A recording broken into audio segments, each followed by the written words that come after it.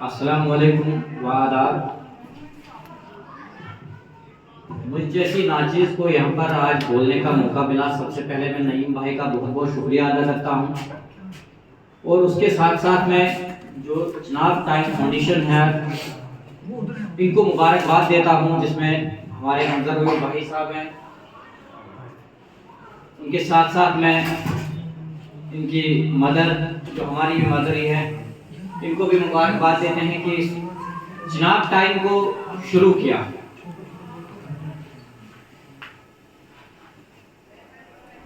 हर जगह जब भी कोई नई चीज इक़्तिदार में आती है तो उस चीज की आप ये समझ सकते हैं कि उस चीज की जरूरत होती है हम लोगों को। अगर किसी जगह पर हम एक टीचर की डिमांड करते हैं तो इसका मतलब वहां पर तालीम बहुत कम हो रही है, उस अदारे में आपके पास टीचर नहीं है, इसलिए आप बार बार उस टीचर की डिमांड करते हैं। इसी तरह मैं बात करूंगा चिनाब टाइम की।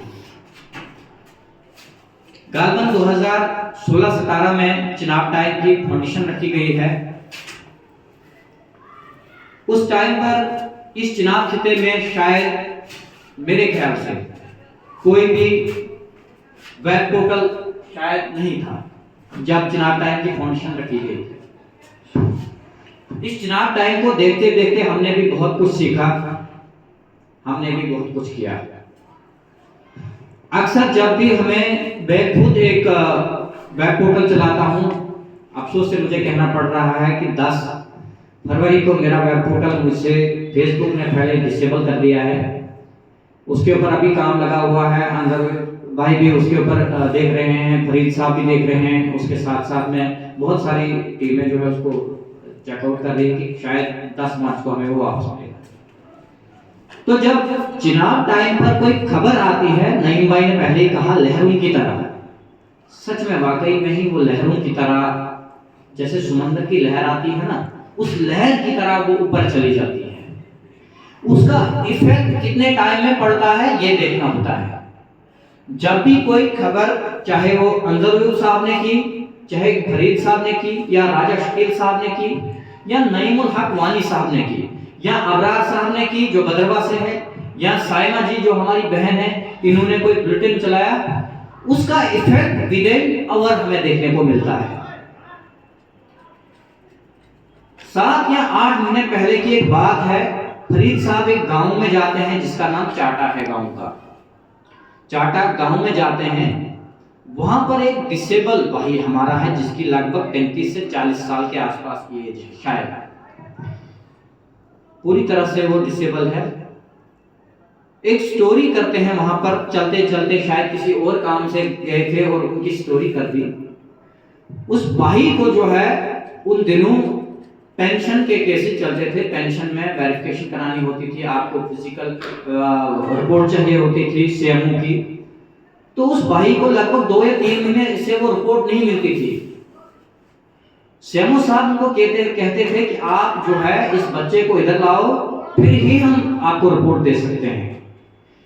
तो मेरी बात जो है फरीद साहब से हुई, और जो वहां पर मेरे दोस्त थे नजीर साहब, मैंने उनको कहा कि आप फरीद साहब से बात करें, वो आपके नजदीकी पड़ते हैं, वो इसके ऊपर स्टोरी करेंगे। आप लोगों को यकीन नहीं होगा, फरीद साहब ने जब उस स्टोरी को किया, कितना उस पर व्यू आया कितना नहीं आया वो मैटर नहीं करता, डज नॉट मैटर। मैं नहीं समझता हूं वो चीजें मैटर करती हैं। मैटर ये करता है कि जब वो स्टोरी चिनाब टाइम के ऊपर चली, उस स्टोरी से कितना इफेक्ट हुआ।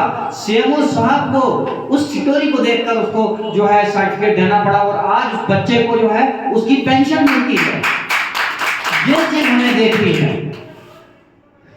रिसेंटली मैंने 1 साल पहले लगभग केस का रिजल्ट निकला था, मैंने एक इंटरव्यू किया था जम्मू में, दीरा शिवांग तो आप सभी लोग जानते होंगे, केस ऑफिसर हैं, वो इसी चिनाब खित्ते के रहने वाले हैं। मैंने वहां पर एक बात कही थी जो बहुत सारे लोगों को दिल पर लगी थी। मैंने कहा था कि इस दरियाई चिनाब ने हमें बहुत कुछ दिया, उस खुदा का, उस भगवान का, उस ईश्वर का, उस वाहिगुरु का हमें शुक्र करना चाहिए।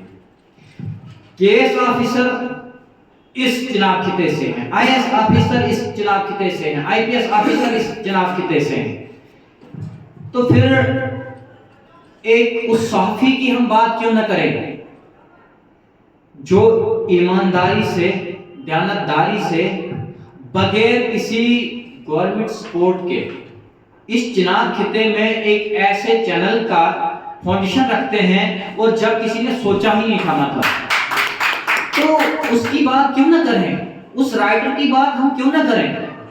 मैं बात कर रहा हूं अंजर भाई की। जब कुछ 7 या 8 महीने पहले एक किताब अंजर भाई लिखते हैं और उसको जो है अमेज़न प्राइम पर पब्लिश किया जाता है, कितना अच्छा रिव्यू उसके ऊपर आया, हमें ये चीजें भी देखनी है, कितनी अनथक मेहनत है इनकी, ये भी देखना है। इनको हम मुबारकबाद देते हैं और जब भी चिनाब खिते के अंदर कोई स्टोरी होती है तो फोकस इनका बहुत ज्यादा उसके ऊपर रहता है।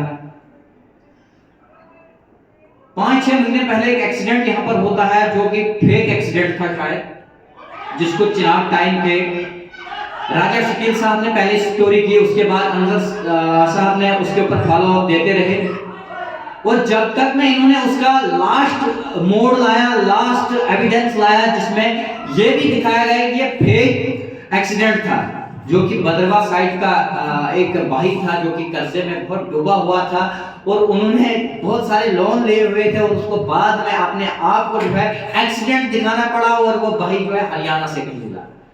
ऐसी स्टोरियां हम करते हैं। बिलाल भाई ने बोला कि हमारे ऊपर इल्जाम लगते हैं, इनकी बात जायज है। पत्थर उस पेड़ के ऊपर बजते हैं जिस पेड़ के ऊपर फल हो, पत्थर उस पेड़ के ऊपर बजते हैं जिस पेड़ के ऊपर फल हो, जो खुद खाली हो उसको कौन पत्थर मारेगा यार।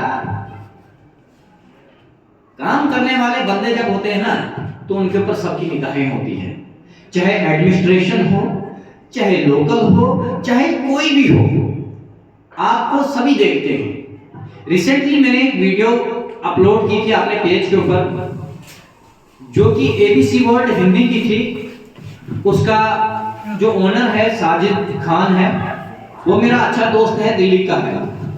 उनके पेज के ऊपर 1000 फॉलोवर है। उन्होंने मुझे उस वीडियो को खुद सेंड किया और बोला कि आप अपने पेज के ऊपर इस वीडियो को पब्लिश कर दीजिए, जो कि दिल्ली का एक सोशल एक्टिविस्ट है, मुझे उनका नाम इस वक्त भूल गया है, बहुत बड़ा सोशल एक्टिविस्ट है। उन्होंने जो 22 जनवरी को राम मंदिर का उद्घाटन हुआ, हमें बड़ी खुशी है कि हिंदुस्तान में राम मंदिर और बाबरी मस्जिद के ऊपर जो सियासत चलाई जा रही थी वो खत्म हो रही है। राम मंदिर भी बनाया गया और बाबरी मस्जिद भी जो है बनाई जा रही है। बड़ा खुश है हम, क्योंकि दोनों कम्युनिटियां खुश है इस पर। तो उन्होंने उसके ऊपर बोला था और मैंने उस वीडियो को अपलोड किया, 7.7 मिलियन लोगों ने उसको 1.5 दिन में देखा। उस वीडियो के ऊपर इतनी रिपोर्ट आई कि मेरा चैनल जो है फेसबुक से डिसेबल हो गया। कहने का मतलब यह है कि जब हम रियलिटी दिखाते हैं तो हमारे ऊपर पत्थर पड़ने ही पड़ने हैं। नईम साहब को कैसे बोल सकते हैं? मरमत एरिया को जब भी जरूरत पड़ी तो नईम साहब ने बहुत कुछ दिखाया है। मरमत एरिया की बहुत सारी प्रॉब्लमें थी जिनको नईम साहब ने चिनाब टाइम के जरिए एडमिनिस्ट्रेशन तक पहुंचाया और एडमिनिस्ट्रेशन ने उन चीजों को हल किया। कल ही वहां पर पब्लिक दरबार था, डीसी का ब्लॉक दिवस था। हरविंदर सिंह जो हमारे डीसी साहब है, बहुत ही अच्छे हैं, डायनामिक हैं, बहुत सारी उम्मीदें हमें उनसे हैं। और कल जब मैंने उनका ब्लॉक दिवस देखा तो बड़ा खुश हुआ। बहुत सारे वादे उन्होंने मरमत के लोगों से किए और बहुत सारे सवाल भी वहां पर मुझे उम्मीद है कि नईम साहब ने भी किए होंगे, क्योंकि जब भी नईम साहब किसी कोई इशू होता है तो डायरेक्ट ये उस ऑफिसर का भी वर्जन लेते हैं और जो दूसरी पार्टी होती है उसका भी वर्जन लेते हैं। बिलाल साहब ने कहा था ना कि खबर जो है एक तरफ जाती है। हकीकत यही है कि खबर एक तरफ जाती है। अगर हम दो तरफ उसको करेंगे फिर वो तराजू हो जाएगा, न उस अगले को इंसाफ मिलेगा न उस दूसरे को मिलेगा, क्योंकि वो फिर टाल मटोल उसको कहते हैं कश्मीरी भाषा में। तो इनमें एक क्वालिटी है, दोनों तरफ का वर्जन लेते हैं। उसके साथ साथ जो हमारे भाई डायनामिक पर्सनालिटी फरीद साहब नायक, अक्सर हम घंटों फोन पर बातें करते हैं, दूसरे लोगों के लिए उतना टाइम हमारे पास हो या ना हो, मगर जैसे वो कहते हैं ना कुंभ के मेले में बिछड़े हुए दो भाई, अक्सर हम फोन पर बातें करते हैं और बहुत सारी चीजें मैं इनसे सीखता हूँ। फरीद साहब जो है उर्दू के लिए जाने जाते हैं। फरीद साहब बहुत सारे आर्टिकल अभी तक इन्होंने लिखे हैं, इनका अपना पेज है फरीद साहब नायक के नाम से, और चुनाव टाइम में बहुत ज्यादा संघर्ष करते हैं, काम करते हैं। और मुझे लगता है कि जब चुनाव टाइम की फाउंडेशन डाली गई थी उस टाइम से और आज तक फरीद साहब और अंकल साहब लगभग मतलब दोनों ने इकट्ठे ही फैसला तय किया होगा। तो बहुत सारी मैंने इनके बारे में पहले ही कहा था आपको कि इन्होंने एक स्टोरी की थी जिसके ऊपर इफेक्ट हुआ था, और आज भी ये जो स्टोरी करते हैं मुझे इतनी उम्मीद होती है कि ये फरीद भाई ने स्टोरी की है, फरीद भाई ने स्टोरी की है। इस स्टोरी के जरिए से इनकलाब आएगा ही आएगा, कुछ न कुछ बेनिफिट होगा ही होगा। तो आज चुनाव टाइम के लिए बहुत ही मुबारक दिन है, अंजर भाई के लिए बहुत ही मुबारक दिन है, और जितने भी चुनाव टाइम के यहाँ पर चाहे कॉरेस्पॉन्डेंट है कोई, चाहे एंकर है कोई, या बिहाइंड द कैमरा जो भी सपोर्टर है, तो उन तमाम लोगों को मुबारक है, अंजर भाई को मुबारक है कि इस दिन का यहाँ पर इन्होंने आज जो है फंक्शन रखा जिसमें सभी गेट टुगेदर हुए, और हमें भी मौका मिला चुनाव टाइम के बारे में जानने का, कहने का, जो भी बातें हम आज तक सुनते थे आज हमने आप तमाम लोगों के लिए सामने रखी। और यहाँ पर साथ साथ में हमारे सुलेंदर भाई भी हैं जो कि दटियाला चलाते हैं, उनके साथ साथ राजकुमार भाई भी हैं, इनका भी बहुत बहुत शुक्रिया करते हैं कि ये भी यहाँ पर आए। और साथ साथ हमारे राजा वसीम साहब जो कि हम एक ही गांव के रहने वाले हैं, साथ साथ बिल्कुल रहते हैं। तो वसीम साहब की जो बोली है, कल मेरी बात एक आदमी से हो रही थी, एक भाई से हो रही थी, तो कुछ दिन पहले इन्होंने मुझे एक बात कही थी, तो उसके बारे में उन्होंने कहा कि जो वसीम साहब की बोली है ना बहुत ज्यादा मीठी है।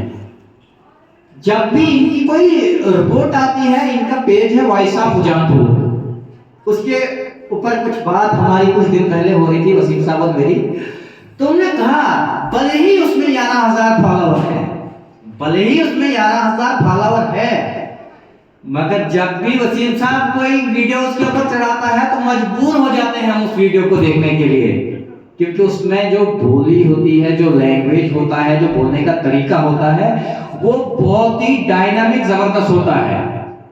तो वसीम साहब आपको बहुत बहुत मुबारक, आपके पीछे ये बातें आ रही है, उन्होंने बड़ी तारीफ आपकी की। साथ साथ में हमारे जेके दास्तान के एडिटर इन चीफ बिलाल वलेसी साहब, आपको भी बहुत बहुत मुबारक। प्रदेश में आप काम करते हैं, बिलाल वलेसी का नाम जाना माना है, आप मीडिया के साथ साथ राइटिंग का भी काम करते हैं, आपका काम जो है बहुत ही अच्छा लगता है, बहुत ही सराहनीय है, आपकी भी लोग बहुत ज़्यादा तारीफ करते हैं।